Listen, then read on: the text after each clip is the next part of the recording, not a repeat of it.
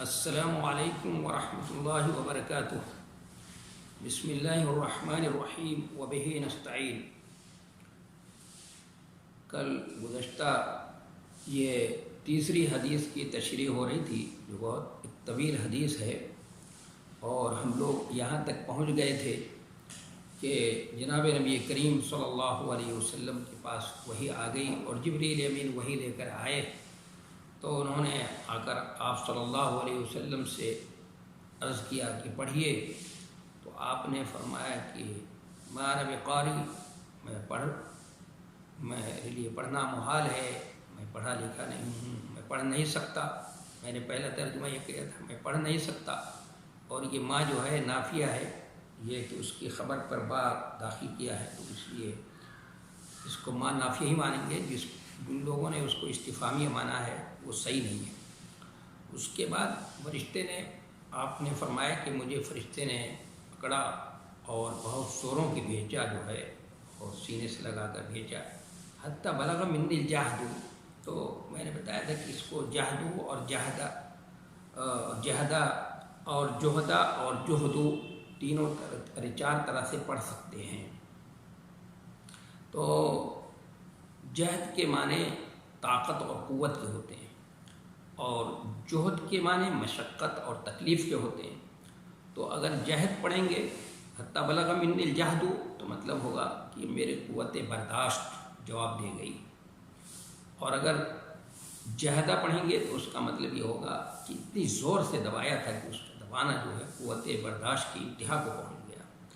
اور جب پڑھیں گے حتیٰ بلغ منی الجہد، تو مطلب یہ ہوگا کہ اس کے دبانے سے، ان کے بھیجنے سے، اور میں تھک کر چور چور، یعنی تکلیف انتہا کو پہنچ چکی تھی، اور تھک کر چور ہو جانا، تکلیف مشقت سے چور چور ہو گیا۔ اور اگر جہدہ پڑھیں گے تو اس کا مطلب یہ ہوگا کہ ان کا دبانا جو ہے وہ تکلیف کی انتہا کو پہنچ چکا تھا۔ تو اس طرح سے انہوں نے 3 مرتبہ کیا ہے۔ تو میں نے اس کو بتایا تھا کہ اس میں زیادہ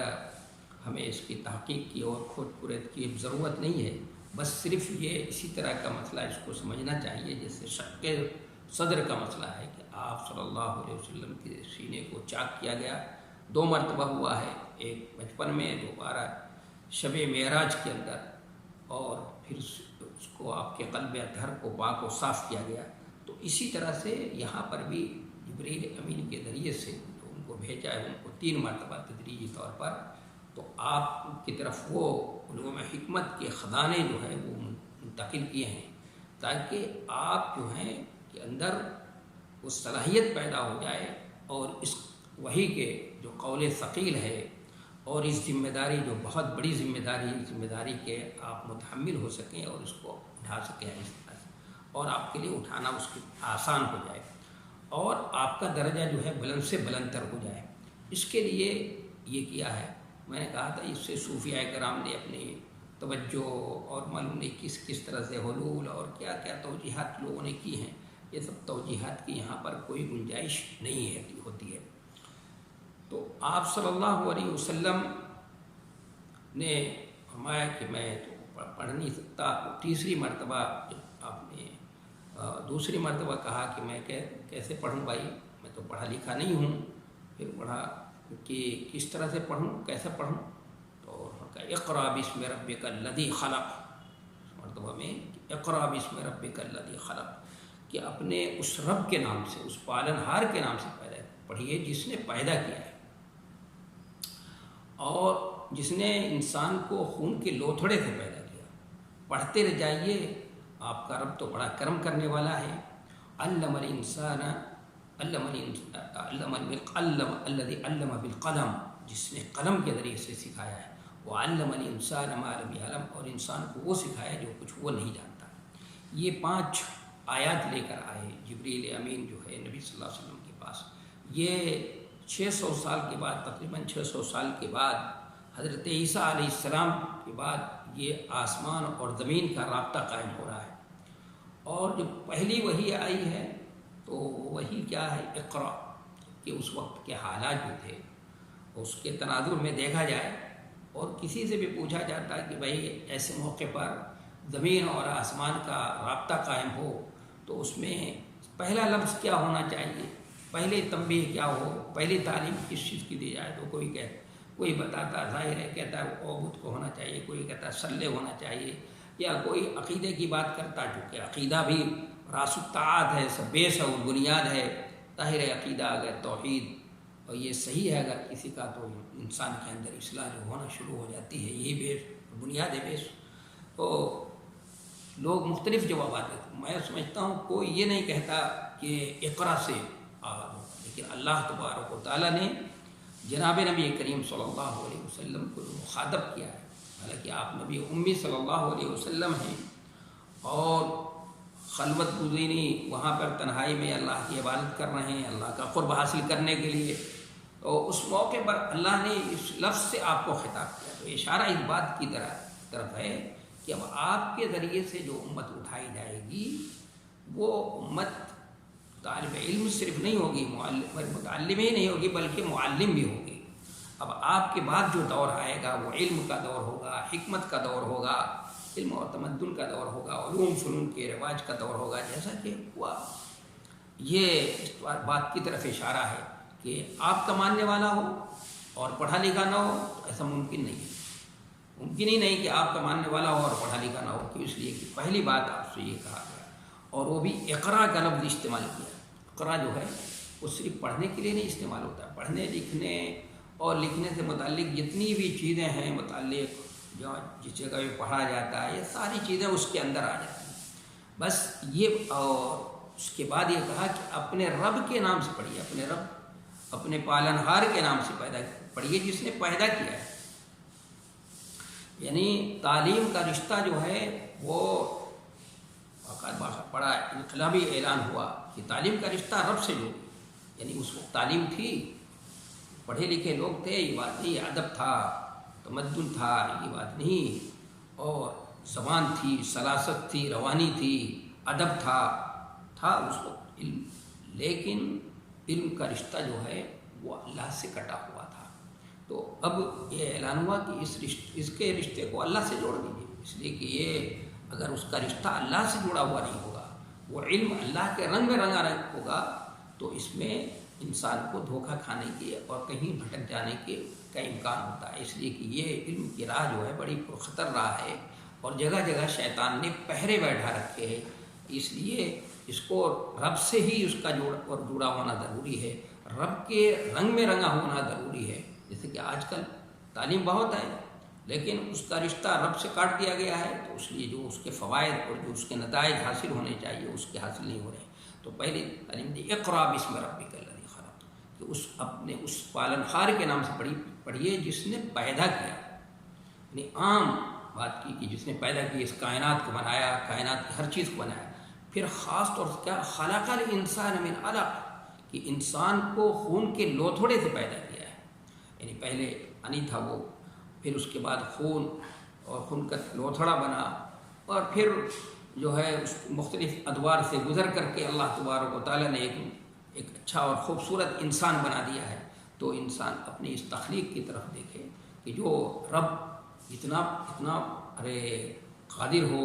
اس قدر کہ جو معمولی چیز سے ایک انسان کو اس طرح خوبصورت انسان پیدا کر دے، تو اس کے لیے کیا چیزوں میں کوئی چیز مشکل نہیں ہے۔ اور خاص طور سے تمام چیزوں کو پیدا کرنے کا تذکرہ کرنے کے بعد انسان کا صرف خاص طور سے تذکرہ کیا، اس میں اس بات کی طرف اشارہ ہے کہ انسان اشرف المخلوقات ہے، کہ خلق الانسان من علق۔ اس کے بعد کا اقرا وربک الاکرم،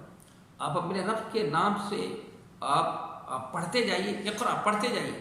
استمرار کے ساتھ اس کام کو کیجیے۔ وربک الاکرم، آپ کا رب تو بڑا کرم والا ہے، اتنا کریم ہے، اور اتنا یہ ہے کہ لوگوں کے اندر جو کوتاہیاں ہوتی ہیں، جو نقص ہوتا ہے، جو خرابی ہوتی ہے، اگر آپ کے اندر آپ پڑھے ہوئے نہیں ہیں تو وہ آپ کو پڑھا دے، وہ آپ کو سکھا دے۔ تو جو دنیا کا ایک استاد جو ہے، وہ واحد استاد وہی کہلاتا ہے جو اپنے طالب علموں کو کے ذہن میں اپنی بات اتار دے، ان کو سمجھا دے اور وہ سمجھ جائیں، تو کہا جاتا ہے بہت ماہر استاد ہے، بہت اچھا ہے۔ تو اللہ جو صلاحیتوں کو پیدا کرنے والا ہے، جو خالق کائنات ہے، جو کریم ہے، اور وہ اس کے لیے کیا چیز ہے، تو آپ کو اندر جو کمی ہے وہ آپ کو دور کر دے گا اور آپ کو سمجھا بھی دے گا اور آپ کے اندر سمجھانے کی صلاحیت بھی پیدا کر دے گا۔ اقرا وربک الاکرم، تو آپ پڑھتے رہیے، پڑھتے جائیے استبرار کے ساتھ، آپ کا رب بہت کرم والا ہے۔ الذی علم بالقلم، جس نے انسان کو قلم کے ذریعے سے سکھایا ہے، قلم کا تذکرہ کہ اس نے انسان کو قلم کے ذریعے سے سکھایا ہے۔ اس لیے کہ علم جو ہے یا تو انسان اپنے ذہن میں کچھ چیزیں محفوظ کیے ہوتا ہے، وہ بھی علم ہے، یا زبان سے علم کو بیان کرتا ہے، یا پھر قلم کے ذریعے سے اس کو لکھ لیتا ہے، نوٹ کر لیتا ہے۔ لیکن جو چیزیں انسان مثلا ذہن میں انسان کی محفوظ ہوتی ہیں تو انسان کے مرنے کے بعد وہ چیز اس کے ساتھ ساتھ ختم ہو گئی، یا جو زبان سے کہہ دیتا ہے تو وہ اس وقت جو ہے وہ زبان سے کہہ دیا اس نے تو وہ بھی کیا ہے، وہ بھی بات ختم ہونے کا یہ ہوتا ہے، ختم ہو جاتی ہے۔ آج کی سائنس نے کہا کہ وہ فضا میں ہوتی ہے، اس کی آواز کو پھر کیچ کیا جا سکتا ہے، یہ کیا جا سکتا ہے، لیکن اس وقت تو دنیا ترقی نہیں کی تھی۔ اور تیسرے علم کو محفوظ کرنے کا ایک طریقہ یہ ہے کہ قلم کے ذریعے سے نوٹ کر لیا جائے، اس کو لکھ لیا جائے۔ تو جو چیز قلم کے ذریعے سے لکھ لی جاتی ہے، جو اس علم کو لکھ لیا جاتا ہے، نوٹ کر لیا جاتا ہے کاغذ کے اوپر اور کاپیوں پہ نوٹ کر لیا جاتا ہے، تو وہ علم جو ہے محفوظ رہتا ہے۔ اگر وہ کسی طرح ضائع نہ ہو، کوئی کسی دیمک وغیرہ نہ کھائے اس کاغذ کو، یہ تو وہ چیز بہت دن تک محفوظ رہتی ہے۔ اور اسی طرح سے اسلاف کی تاریخ کو ہم نے محفوظ رکھا ہے، اسی طرح حدیثوں کو بھی محفوظ رکھا گیا ہے۔ اگر یہ لکھنے کا یہ قلم نہ ہوتا تو یہ اسلاف کی تاریخ اور اسلاف کی چیزوں کو ہم تک کیسے محفوظ رکھ سکتے تھے، کیسے یہاں تک ہم تک پہنچ سکتی تھی۔ تو قلم یہ اللہ کی بہت بڑی نعمت ہے، اس لیے اللہ تبارک و تعالیٰ نے سب سے پہلے قلم کو پیدا کیا، اور قلم کو پیدا کر کے اللہ نے فرمایا لکھ، تو اس نے کہا میں کیا لکھوں؟ کہا لوگوں کی تقدیر لکھ دے۔ تو اللہ تبارک و تعالیٰ نے اس قوم کے سامنے، جو قوم قلم سے بصورت قلم سے آشنا تو تھے، وہ جانتے تھے، اور قلم ان کے ہاں مکے میں میرا خیال ہے کسی نہ کسی کے ہاں تو ضرور مل جاتا، خاص طور سے ورقہ ابن نوفل کے گھر تو ضرور ہی رہا ہوگا قلم، اور کچھ لوگ تو مکے میں لکھنا پڑھنا جانتے تھے، لیکن کم لوگ جانتے تھے، اس لیے ان کے ہاں جو لکھا پڑھا ہوتا تھا، لکھنا بھی جانتا تھا، تو اس کو الکاتب کہتے تھے کہ الکاتب یہ لکھنے والا ہے، لکھنے میں مہارت رکھتا ہے۔ تو اس لیے قلم کا بھی تذکرہ کر دیا، کیونکہ قلم کے ذریعے سے ان کو محفوظ کر لیا جاتا ہے اور زیادہ دنوں تک محفوظ رہ سکتا ہے۔ اس کے بعد آخری جو بات کی وَعَلَّمَ الْإِنسَانَ مَا لَمْ يَعْلَمْ، کہ انسان کو وہ کچھ سکھایا جو وہ نہیں جانتا تھا۔ اب یہ مطلب سائنس نہیں جانتا تھا، وہ سکھا دیا، ٹیکنالوجی یہ نہیں جانتا تھا، سکھا دیا۔ انہیں اب اس کی تشریح کرتے چلے جائیے اور قیامت تک اس آیت کی تشریح اس کے زمانے کے حساب سے کی جائے گی کہ عَلَّمَ الْإِنسَانَ مَا لَمْ يَعْلَمْ، انسان کو وہ کچھ سکھا دیا جو انسان نہیں جانتا تھا۔ تو یہ پانچ آیتیں آپ سے پہلی وحی ہے آپ کے اوپر، اور یہ 5 آیتیں ہیں آپ صلی اللہ علیہ وسلم ان آیتوں کو لے کر حضرت خدیجہ کے پاس آئے، فرجع بہا رسول اللہ صلی اللہ علیہ وسلم، رسول اللہ صلی اللہ علیہ وسلم ان 5 آیتوں کو لے کر آئے، یرجف فؤادہ، جبکہ آپ کا دل کانپ رہا تھا، آپ کا دل کانپ رہا تھا۔ فدخل علی خدیجہ بنت خویلد، اور آپ حضرت خدیجہ بنت خویلد کے پاس داخل ہوئے، گھر میں آئے، حضر ہوئے، خدیجہ آپ کی زوج مطہرہ موجود ہیں۔ فقال زملونی زملونی، تو آپ نے گھر والوں سے کہا مجھے چادر اڑاؤ چادر اڑاؤ، فزملوہ، تو انہوں نے چادر اڑا دی، حتی ذهب عنہ الروع، یہاں تک کہ ڈر اور خوف جو ہے جاتا رہا۔ تو سوال یہاں پر یہ ہے کہ آپ صلی اللہ علیہ وسلم پر یہ وحی کا نزول ہوا اور وحی لے کر آئے ہیں آپ گھر پہ، تو آپ کہہ رہے ہیں گھر والوں سے کہ مجھے چادر اڑا دو چادر اڑاؤ، تو انہوں نے چادر اڑا دیا، اور جب خوف جاتا رہا تو پھر آپ مخاطب ہوئے ہیں۔ تو ابھی ہم نے دوسری حدیث جو پڑھی تھی تو اس میں حضرت ام المومنین حضرت عائشہ رضی اللہ تعالیٰ عنہ اپنا مشاہدہ نقل کرتی ہیں کہ جناب نبی کریم صلی اللہ علیہ وسلم پر جو وحی کا نزول ہوتا تھا تو آپ صلی اللہ علیہ وسلم پسینے میں شرابور ہو جاتے، جب وہ سلسلہ منقطع ہو جاتا تو سخت سردی کے دنوں میں پسینے میں شرابور ہو جاتے، پسینہ پسینہ ہو جاتے، اور اس طرح پسینے کی رو جاری ہوتی جیسے کوئی فست کھول دے، جیسے رگ کاٹ دیا جائے تو خون جس طرح ابلتا ہے اچھلتا ہے، اس طرح سے آپ کی پیشانی سے پسینہ جو ہے جاری و ساری ہو جاتا تھا۔ تو اور یہاں کہا جا رہا ہے کہ آپ کانپ رہے ہیں اور آپ جو ہے کہہ رہے ہیں چادر اڑا دو، یعنی ٹھنڈ لگ رہی ہے چادر اڑا دو. اصل میں اس کو سمجھنا کوئی مشکل نہیں ہے، بہت آسان ہے. جیسے کوئی بخار ہو تو اس کا جسم اوپر سے گرم ہوتا ہے لیکن اندر سے اس کو ٹھنڈ محسوس ہوتی رہتی ہے، اس کو ٹھنڈ محسوس ہوتی ہے، تو اس کو بھی چادر اڑا دیا جاتا ہے، اڑایا جاتا ہے، اور وہ چادر اوڑھنے کے لیے کہتا ہے. بعض مرتبہ بخار تو ایسا ہوتا ہے کہ اس میں لحاف کی ضرورت پڑتی ہے، وہ لحاف بھی اڑتا ہے. تو اس لیے کوئی یہاں پر اشکال کی اس طرح کی کوئی اشکال کی بات نہیں ہے. تو آپ صلی اللہ علیہ وسلم سے جب خوف جاتا رہا، فقال لخدیجہ، تو آپ نے حضرت خدیجہ سے کہا، آپ مخاطب ہوئے حضرت خدیجہ، وأخبرها الخبر، اور سارا واقعہ سنایا ان کو. لقد خشیت علی نفسی، اور آپ نے فرمایا کہ اے خدیجہ مجھے اپنی جان کا خطرہ ہو گیا. یہاں پر آپ صلی اللہ علیہ وسلم نے فرمایا لقد خشیت علی نفسی، کیا خدیجہ مجھے خطرہ ہو گیا، مجھے اپنے نفس کا خطرہ ہو گیا، مجھے اپنی جان کا خطرہ ہے. جب مجھے اپنی جان کا خطرہ ہے، مجھے اپنے نفس کا خطرہ ہے، تو یہاں پر آپ کو جو خوف ہے، ڈر ہے، یہ ڈر کس چیز کا ہے؟ تو علماء نے یہاں پر مختلف رائے نقل کی ہے اور مختلف قول نقل کیا ہے. میں بھی چند قول نقل کر دیتا ہوں، پھر اس کے بعد اس لفظ کی تشریح کرتا ہوں. کسی نے کہا کہ آپ کو ڈر ہے، موت کا ڈر ہے. کسی نے کہا کہ آپ کو بیماری کا اور مرض کا خوف ہے. کسی نے کہا کہ ڈر اور خوف آپ کو ہے بار نبوت کے اٹھانے کا، اتنا زبردست بار ہے نبوت کا، میں کیسے اٹھا پاؤں گا. اور کسی نے کہا چوتھی رائے یہ پیش کی کہ قوم سے پہنچنے والی تکلیف پر عدم صبر کا خوف ہے کہ قوم سے اتنی زبردست تکلیف پہنچے گی، میں کیسے اس پر صبر کر پاؤں گا، اس کا ڈر ہے. یا پانچواں قول یہ ہے کہ آپ کو قتل کا خوف ہے. اور ایک چھٹا قول یہ ہے کہ تکذیب کا خوف ہے کہ جھٹلائیں گے میرے قوم کے لوگ. اور ساتواں قول یہ کہ وطن کے چھوڑنے کا خوف ہے کہ وطن کو بھی چھوڑنا پڑے گا اور ہجرت کرنی پڑے گی یہاں سے.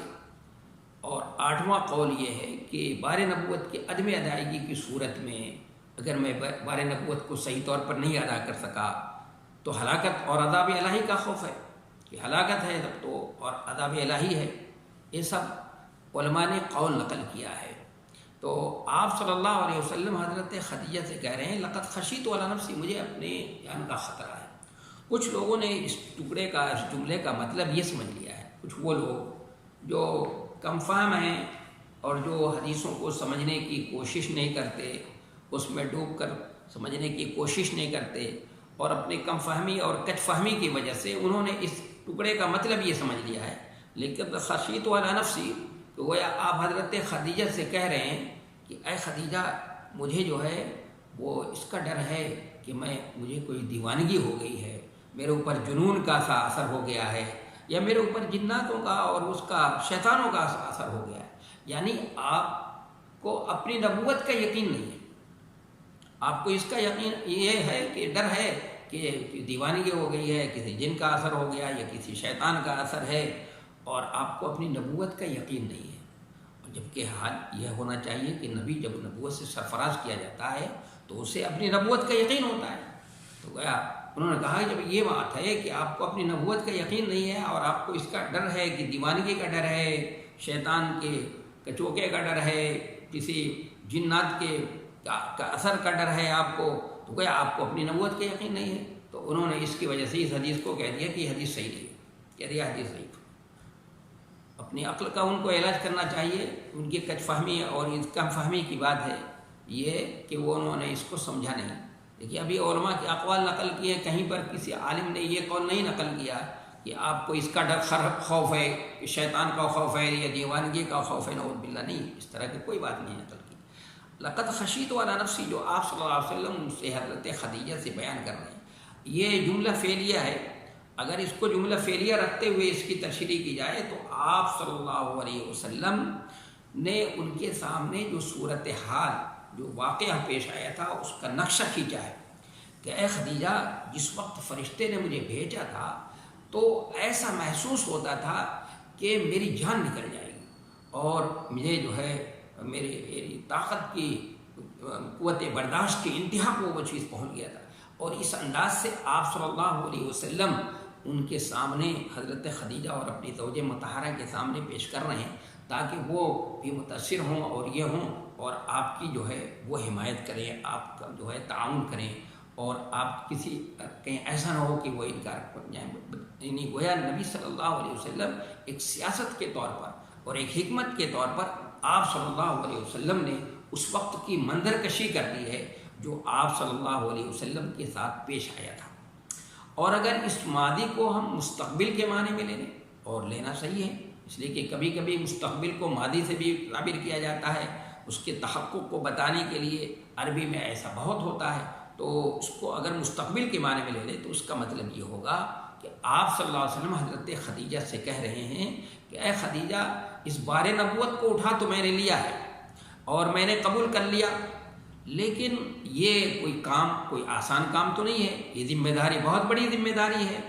اور یہ ہدایت کی ذمہ داری ہے، دعوت و تبلیغ کی ذمہ داری ہے، اور وہ بھی اس قوم کی ہدایت اور تبلیغ اور اصلاح کی ذمہ داری ہے جس قوم نے طے کر لیا ہے کہ ہم سدھریں گے نہیں۔ قریش انہوں نے طے کر لیا تھا کہ ہم سدھریں گے نہیں، اور ان کا دل اس طرح سخت تھا جیسے وہاں کی سرزمین سخت ہے، جیسے وہاں کی آب و ہوا سخت اور فضا سخت ہے، اسی طرح ان کا دل سخت بھی، پتھر سے بھی زیادہ سخت تھا۔ انہوں نے تو اپنی طے کر لیا تھا، قسم کھا رکھی تھی کہ ہم سدھریں گے نہیں، تو ایسی قوم کی اصلاح کا کام میرے سپرد کیا گیا ہے، تو اے خدیجہ کہیں ایسا نہ ہو کہ میں اس مشن میں اپنے اس مشن میں فیل ہو جاؤں۔ تو یہ نبی صلی اللہ علیہ وسلم فرما رہے ہیں، یہ مطلب نہیں ہے جو جیسا کہ ان کچھ فہم اور کم فہم لوگوں نے سمجھ لیا اور اس کی وجہ سے اس حدیث کو ضعیف قرار دیا ہے۔ یہ حدیث ضعیف نہیں ہے، یہ حدیث بالکل صحیح ہے، اسی لیے امام بخاری رحمۃ اللہ علیہ نے ان کی تردید کرنے کے لیے اس آخر میں ابھی اس کے 2 مطابع نقل کریں گے امام بخاری، تاکہ ان لوگوں کا دماغ صحیح ہو جائے اور یہ سمجھ لیں کہ یہ حدیث جو ہے بالکل صحیح ہے، اس کے اوپر کسی طرح کا کوئی کلام نہیں کیا جا سکتا۔ 2 مطابعات نقل کریں گے، مطابعات تامہ بھی نقل کریں گے اور مطابعات ناقصہ بھی نقل کریں گے۔ ابھی میں آخر میں جب پہنچوں گا تو میں بتاؤں گا مطابعات کس کو کہتے ہیں اور مطابعات تامہ کس کو کہتے ہیں اور مطابعات ناقصہ کس کو کہتے ہیں۔ انہی لوگوں کو جواب دینے کے لیے، انہی لوگوں کو مطمئن کرنے کے لیے جو کچھ فہم ہے، جنہوں نے اس ٹکڑے کا مطلب یہ سمجھ لیا، اس ٹکڑے کا کوئی مطلب نہیں، کسی عالم نے نہیں سمجھایا۔ میں نے ابھی علماء کے 8 اقوال نقل کیے، اس میں سے کسی نے یہ نہیں کہا کہ نبی صلی اللہ علیہ وسلم کو اپنی نبوت کا یقین نہیں تھا اور آپ کو یہ سمجھ رہے تھے کہ میرے اوپر جنات کا اثر ہے، میرے دیوانگی تھا کہ نہیں، ایسی کوئی بات نہیں۔ آپ صلی اللہ علیہ وسلم کو اپنی نبوت کا یقین ہے، جیسے حضرت موسیٰ علیہ السلام کو اللہ نے نبوت سے سرفراز کیا، تو حضرت موسیٰ علیہ السلام کو اپنی نبوت کا یقین تھا کہ اللہ تبارک تعالیٰ نے وادی طوا میں جب ہم سے گفتگو کی اور پوچھا کہ ما تلک بیمینک، تمہارے ہاتھ میں کیا ہے، تو اللہ تبارک و تعالیٰ نے ان کو عصا کا معجزہ بھی عطا فرما دیا، اور وہ ان کو اپنی نبوت کا یقین تھا کہ مجھے نبوت سے سرفراز کیا گیا ہے۔ تو اسی طرح آپ صلی اللہ علیہ وسلم کو بھی اپنی نبوت کا یقین ہے، اور اس ٹکڑے کی وہ توجیہ کی جائے گی جو میں نے کی ہے کہ اس کو ماضی رکھتے ہوئے، اگر ماضی جیسے ماضی کا صیغہ ہے، ماضی رکھتے ہوئے تشریح کریں گے تو وہ تشریح ہوگی، اور اگر اس کو مستقبل کے معنی میں کریں گے تو یہ تشریح ہوگی۔ فقالت خدیجہ، تو حضرت خدیجہ رضی اللہ تعالیٰ عنہ نے کہا، کلا، ہرگز نہیں، بڑی طاقت کے ساتھ کہہ رہی، ہرگز نہیں، واللہ ما یخزیک اللہ ابدا، بخدا آپ کا رب جو ہے کبھی بھی آپ کو رسوا نہیں کرے گا۔ بڑی طاقت کے ساتھ آپ کو تسلی دیتی ہے اور آپ کو تشفی اور آپ کو اطمینان دلا رہی ہیں کہ نہیں ایسا نہیں ہوگا، آپ اطمینان رکھیے، آپ کا رب جو ہے آپ کو بے سہارا نہیں چھوڑے گا، آپ کا رب جو ہے آپ کی ہر طرح سے مدد کرے گا، اور آپ کبھی بھی اس طرح سے اپنے مشن میں کبھی بھی فیل نہیں ہو سکتے۔ یہ بہت بڑی دلیل ہے جناب نبی کریم صلی اللہ علیہ وسلم کے اچھا انسان ہونے کی، کہ ان کی بیوی جو ہے فوراً ہی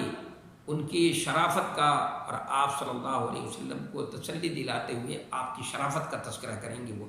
اور اتنی طاقت کے ساتھ وہ اور اتنی قوت سے کہہ رہی ہیں اور آپ کو تسلی دلا رہی ہیں کہ کلا واللہ ما یخزیک اللہ ابدا، آپ کا رب جو ہے ہرگز جو ہے آپ کو اس طرح بے سہارا نہیں چھوڑے گا۔ اس لیے کہ وہ دیکھ چکی تھی اپنے شوہر کے بارے میں، ان کو معلوم ہے کہ میرے شوہر کوئی معمولی انسان نہیں، یہ غیر معمولی انسان ہے، وہ درختوں کا جھکنا، پتھروں کا کنکریوں کا کلمہ پڑھنا، بادل کے ٹکڑے کا سایہ کرنا، اور ان کے خادم نے بھی بتایا تھا سفر تجارت کے سفر میں جو وہ آئے تھے تو انہوں نے بھی بتایا تھا کہ یہ کوئی معمولی انسان نہیں ہے، تو غیر معمولی انسان ہے، اس لیے تو انہوں نے پیغام بھیجا تھا آپ صلی اللہ علیہ وسلم کی ریا. یہ تو وہ تو مکے کی شریف خاتون تھی، وہ تو کسی سے بھی شادی کر سکتی تھی، لیکن آپ صلی اللہ علیہ وسلم کی امانت، دیانت اور ثقافت کو، اور وہ سمجھ چکی تھیں کہ یہ کوئی معمولی انسان نہیں ہے، کہ غیر معمولی انسان ہے، اس لیے انہوں نے آپ صلی اللہ علیہ وسلم کو شادی کا پیغام بھی بھیجا تھا. تو اس لیے انہوں نے طاقت کے ساتھ کہا واللہ ما یخزیک اللہ ابدا.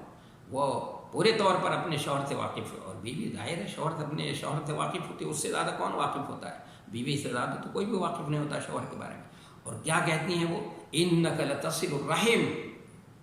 آپ کا رب کیوں نہیں آپ کو بے سہارا نہیں چھوڑے گا؟ آپ کا رب آپ کا رب آپ کو بھی رسوا نہیں کرے گا، کیوں نہیں کرے گا؟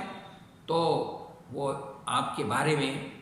5 چیزیں بیان کرتی ہیں. انک لتصل الرحم. پہلی بات کہ آپ صلہ رحمی کرتے ہیں، یعنی رشتوں کے جوڑنے کا کام کرتے ہیں. رحم جو ہے اور رحم مادر سے بنا ہوا ہے، یعنی وہ رشتے جو رحم مادر کے ذریعے سے ہوتے ہیں ان رشتوں کو جوڑنے کا کام کرتے ہیں. اس لیے کہ اللہ نے جب رشتوں کو پیدا کیا تو رشتے نے کہا کہ اے اللہ آپ کس کے پناہ میں آنے کا وقت ہے. تو اللہ نے فرمایا کہ کیا تم اس پر راضی ہو کہ جو تم سے جوڑے گا تو میں اس سے اپنا رشتہ تعلق قائم رکھوں گا، اور جو تم کو توڑے گا میں اس سے اپنا رشتہ توڑ لوں گا. تو رشتے نے کہا ہاں میں اس پر راضی ہوں. تو رشتے کی تو یہ اہمیت ہے. تو آپ تو رشتہ جوڑتے ہیں. اور صلہ رحمی کا کام جو ہے وہی شخص کر سکتا ہے جس کے سینے میں انسانوں والا دل ہو، جس کے سینے میں انسانوں والا دل ہو، ہمدردی ہو، خیر خواہی ہو، محبت ہو، خلوص ہو، نرمی ہو، وہی جو ہے صلہ رحمی. تو آپ تو ایک صلہ رحمی کرتے ہیں، یعنی آپ رشتے کا جوڑنے کا کام کرتے ہیں. ابھی تو صحیح معنوں میں آپ کو کہ جن خطوط پہ تربیت ہوئی تھی، سل من قطع، کہ جو آپ سے رشتہ توڑے ان سے بھی رشتہ جوڑیے آپ. تو آپ تو جو لوگ رشتہ توڑتے تھے آپ سے ان سے بھی رشتہ آپ نے جوڑا. مکے والوں نے آپ آخر اس کے بعد کی زندگی، نبوت سے بعد کی زندگی دیکھی، مکے والوں نے آپ سے رشتہ توڑا، آپ نے ان سے رشتہ جوڑا. طائف کے لوگوں نے آپ سے رشتہ توڑا، جو کہ وہاں شیرخواری کا رشتہ تھا، آپ نے وہاں شیرخواری کی مدت گزاری ہے، وہ رشتہ توڑا تھا، آپ نے ان سے رشتہ جوڑا. تو آپ تو یہ کام کرتے ہیں. اس لیے اسلام کے اندر صلہ رحمی جو ہے ایک اصل ہے، بنیاد ہے. انک لتصل الرحم، کہ اللہ آپ کو ضائع نہیں کرے گا. کیوں؟ اس لیے کہ آپ صلہ رحمی کرتے ہیں. وتحمل الکل، اور کیا کرتے ہیں آپ کل اس کو کہتے ہیں جو بے سہارا ہو، اس لیے کہ اسی سے کلب بھی کلال بنا ہوا ہے قرآن میں. وہ اس کو کہتے ہیں جس کا کوئی قریبی وارث نہ ہو تو اس کو کلالہ کہتے ہیں. تو کل وہ جو بوجھل ہو، جو بے سہارا ہو، تو آپ وہ تحمل الکل، کہ آپ بے سہارا لوگوں کے لیے سہارا بنتے ہیں. آپ کوئی بوجھل ہے، بوجھ سے بوجھل ہو رہا ہے تو آپ اس کا بوجھ اٹھا دیتے ہیں. تو بے سہارا لوگوں کے لیے سہارا بنتے ہیں. تو ایسا شخص جو اللہ کے کنبے کے ساتھ محبت رکھتا ہو، اللہ کے کنبے کا کام آتا ہو، کہ الخلق اے اللہ، کہ تمام انسان جو ہے اللہ کا کنبہ ہے. اور اللہ کے نزدیک سب سے زیادہ محبوب کون ہوتا ہے؟ اللہ کے نزدیک سب سے زیادہ محبوب وہ ہے جو اللہ کے کنبے کے ساتھ احسان کرے، ہمدردی کا معاملہ کرے، تو وہ اللہ کے نزدیک سب سے زیادہ محبوب ہے. تو اس لیے آپ تو بے سہارا لوگوں کے لیے سہارا بنتے ہیں. تو آپ تو اللہ کے محبوب ہیں، اللہ کے پسندیدہ انسان ہیں. تو اللہ تبارک و تعالیٰ آپ کو کیسے جو ہے بے سہارا چھوڑ دے گا، اور آپ کو اس فیلڈ میں آپ بے سہارا ہو جائیں اور آپ اس میں رسوا ہو جائیں اور آپ جو ہے وہ ناکام و نامراد ہو. ایسا نہیں ہو سکتا. دوسری بات انہوں نے یہ